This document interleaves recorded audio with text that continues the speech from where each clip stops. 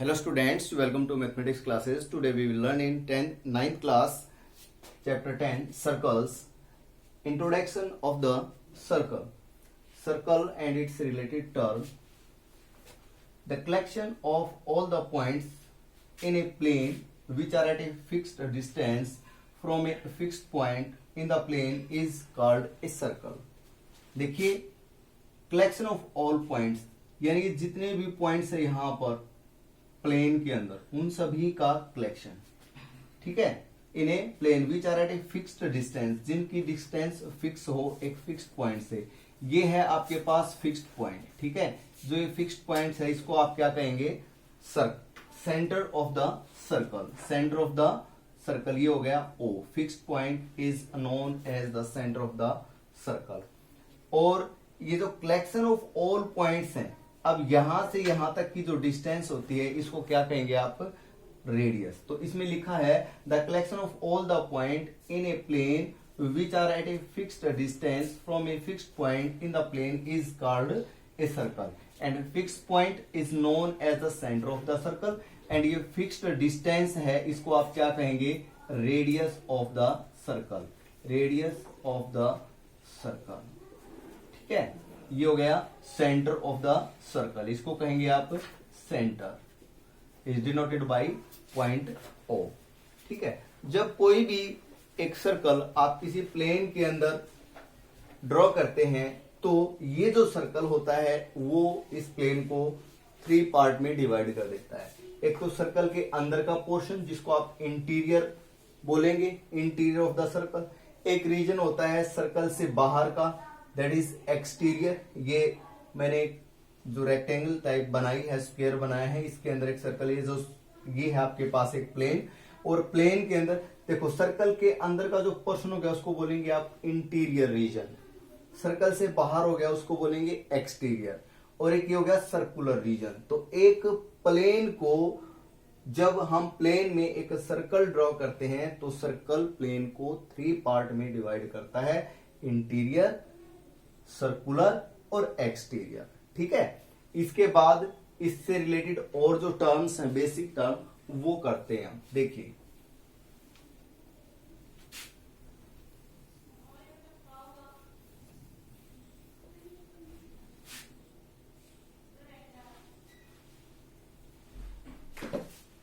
अब सर्कल का जो सर्कुलर रीजन है या इसकी जो सरकमफ्रेंस है, ठीक है, इस पर कोई भी 2 पॉइंट्स लेंगे. लेट अस सपोज एक पॉइंट आपने ए लिया, दूसरा पॉइंट आपने बी लिया. कहीं पर भी 2 पॉइंट को ज्वाइन करेंगे तो ये जो लाइन है इस लाइन को क्या कहेंगे आप? कोड. क्या कहेंगे? कोड कहेंगे, ठीक है. इसको हम हिंदी में बोलते हैं जीवा. व्यर्थ की जीवा. सर्कल को हिंदी में बोलते हैं व्यर्थ, ठीक है. अब एक ये रीजन है और एक ये रीजन है. अब ये जो रीजन है ये मैं शेडिड कर रहा हूं. इस रीजन को आप क्या बोलेंगे? इसको बोलेंगे segment. Segment of the circle, ठीक है. ये स्मॉल है, दूसरा ये जो नीचे बचा हुआ है ये ज्यादा है, यानी ये ज्यादा है तो ज्यादा को बोलेंगे आप, इसको बोलेंगे major sector. Major segment, sorry, इसको बोलेंगे आप मेजर सेगमेंट. और ये हो गया माइनर सेगमेंट, ठीक है. ये माइनर सेगमेंट हो गया, ये मेजर सेगमेंट हो गया. अब एक बात और बताते हैं आपको. पता चल गया आपको सेगमेंट का? सेगमेंट होता है किसके बिटवीन का रीजन होता है?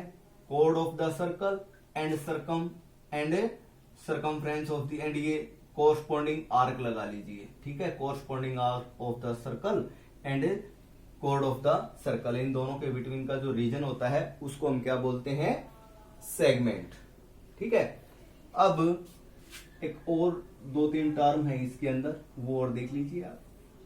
ये आपके पास सर्कल है. सर्कल के अंदर ये रेडियस, और रेडियस से जो डबल होती है आपको पता है. A line passes through the center of the circle whose ending points lie on the circumference or circular region is known as diameter of the circle. A B, O हो गया centre, तो A B क्या है यहां, A B है diameter, diameter of the circle.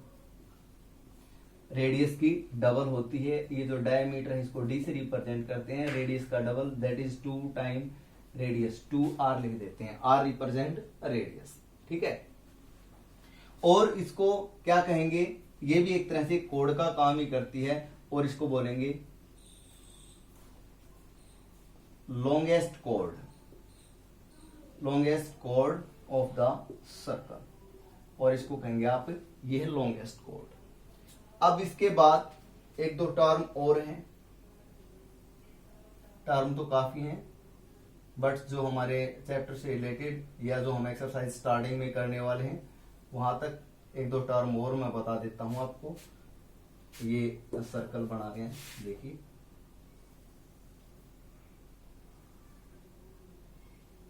जैसे ये circle हो गया, लेट अस सपोज सर्कल, ठीक है।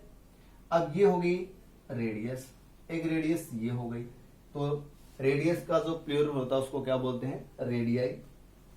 अब ये जो रीजन होता है, ये वाला region bounded between radii and corresponding arc is known as, इस रीजन को क्या कहेंगे हम, सेक्टर। इसको क्या कहेंगे, सेक्टर ऑफ द सर्कल, इसको कहेंगे हम सेक्टर ऑफ द सर्कल। ये हो गया सेंटर, ओ ये ए ओ और बी ओ रेडियस हो गई, और इन दोनों के बिटवीन का जो रीजन होता है इसको बोलते हैं सेक्टर। स्मॉल है इसलिए माइनर सेक्टर, जो बच गया उसको बोलेंगे मेजर सेक्टर, ठीक है। अब कुछ बेसिक हुआ है, इसी के बेस पे हम अब करते हैं हम एक्सरसाइज 10.1। तो देखिए exercise 10.1,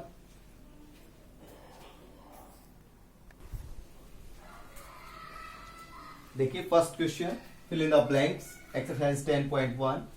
the centre of a circle lies in, एक सर्कल के अंदर सेंटर कहां लाई करता है, lies in blank of the circle, exterior और इंटीरियर। तो इसके अंदर राइट ऑप्शन होगा इंटीरियर, तो यहां लिखेंगे आप इंटीरियर,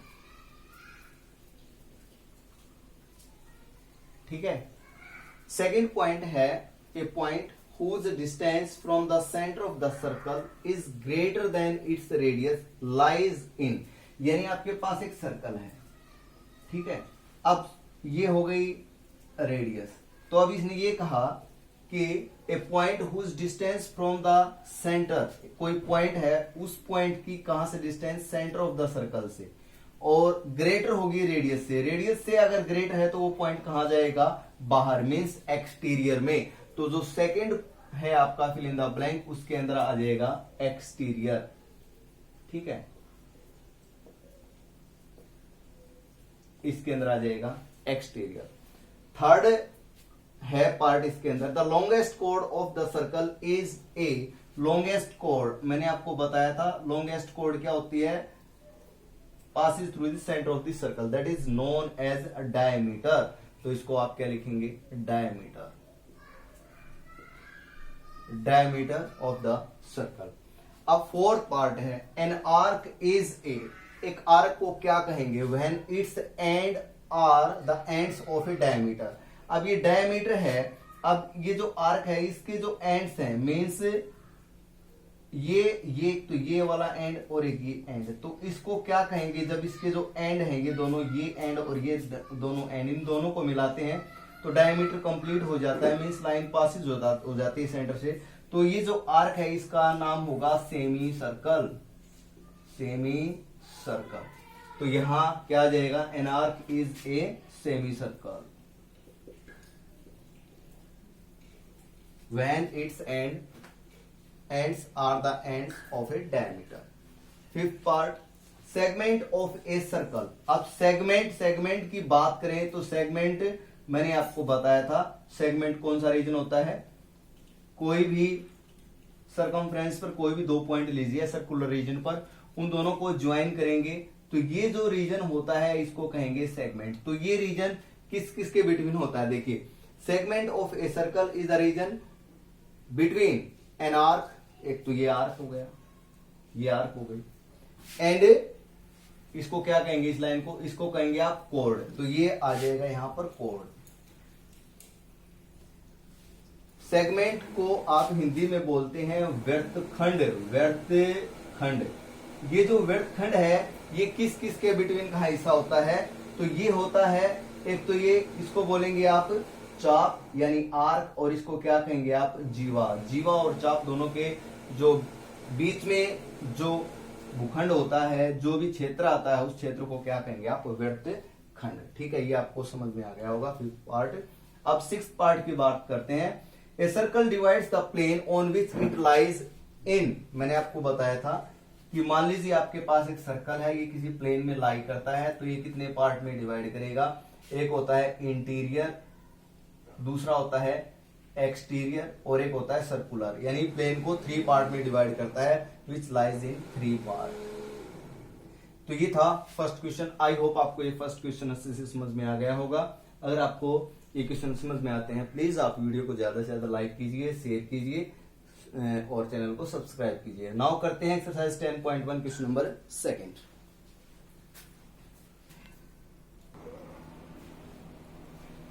देखिए second question, exercise 10.1, right true और false, give reason for your answer. देखिए आपका रीजन अगर फॉल्स होता है तो उसके लिए आपने रीजन देना होता है। ठीक है, line segment joining the centre to any point on the circle is a radius of the circle. ये जो स्टेटमेंट है ये ट्रू है, तो इसके लिए आप क्या लिखेंगे, ट्रू लिखेंगे। इसका जो आंसर होगा फर्स्ट का, ठीक है, लास्ट में क्या लिखेंगे यहाँ ट्रू।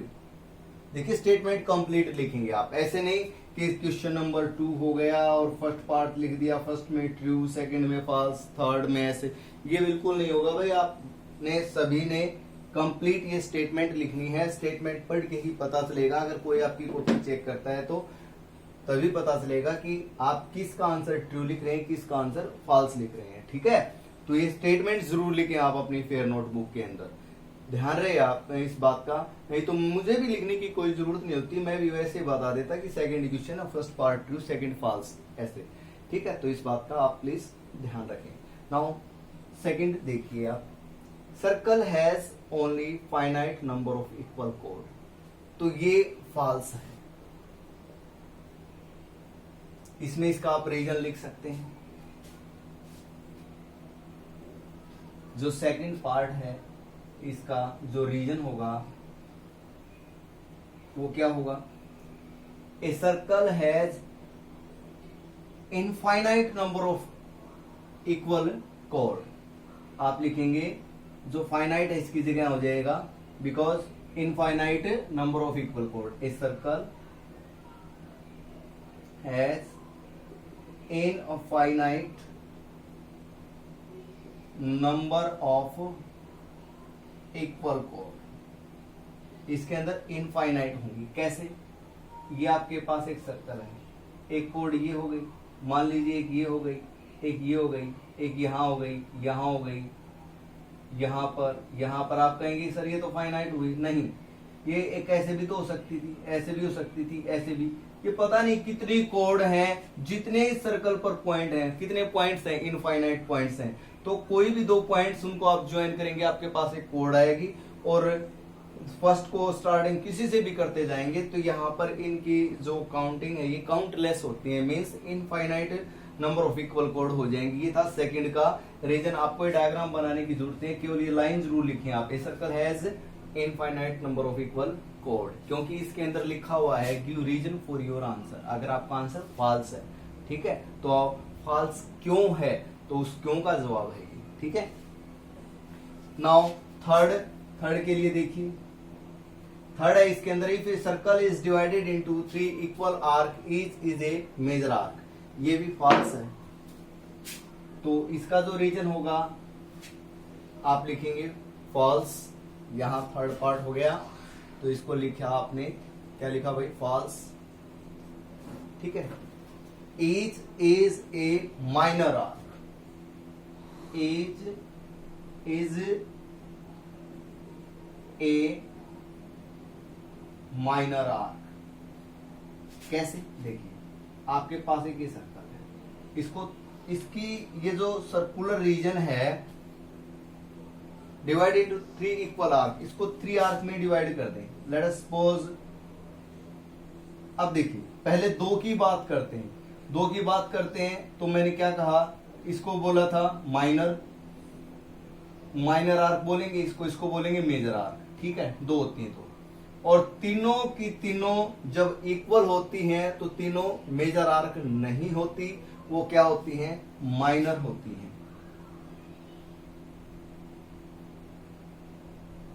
अब एक आर्क तो मान लीजिए ये हो गई, एक तो ये हो गई यहां से लेकर यहां तक, दूसरी यहां से लेकर यहां तक हो गई आर्क, तीसरी यहां से लेकर यहां तक हो गई, एक ये और एक ये और एक ये वाली, ठीक है। तो ये तीनों कैसी हो गई, माइनर आर्क हो गई।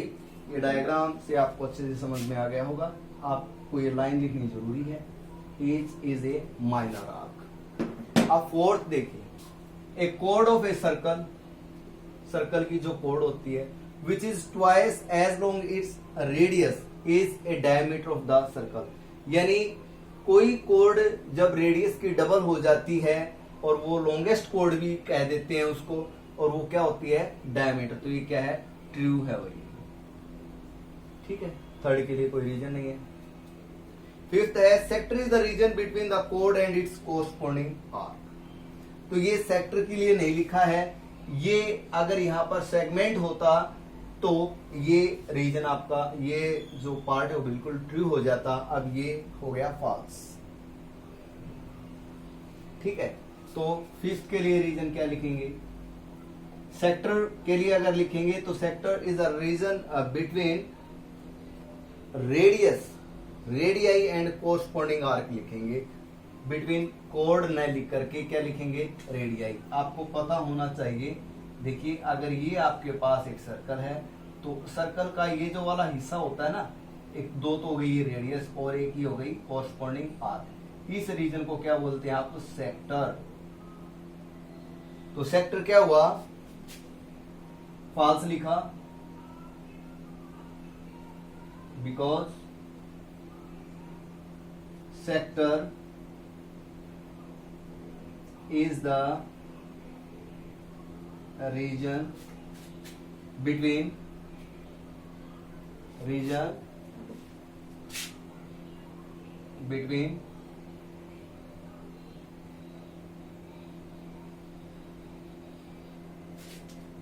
radii and corresponding arc। ये जो रेडियाई वर्ड है ये क्या है, रेडियस का प्लूरल है, रेडियस का प्लूरल, ठीक है। जैसे बॉय का बॉयज होता है, गर्ल का गर्ल्स होता है, ठीक है, वैसे ही रेडियस का रेडियाई होता है। फिफ्थ हो गया। सिक्स्थ देखिए, a circle is a plane figure, yes 2 dimension plane है ये, तो इसी के ऊपर सर्कल बनाया जाता है, ये प्लेन फिगर है, तो इसको क्या लिखेंगे आप, ट्रू। रीजन 3 के लिए, सेकंड, थर्ड और फिफ्थ के लिए। तो ये यहाँ आपकी एक्सरसाइज 10.1 कंप्लीट हो चुकी है। आई होप आपको एक्सरसाइज अच्छे से समझ में आ गई होगी। नेक्स्ट एक्सरसाइज 10.2 आपको नेक्स्ट वीडियो में करवाएंगे। Thanks students, keep watching.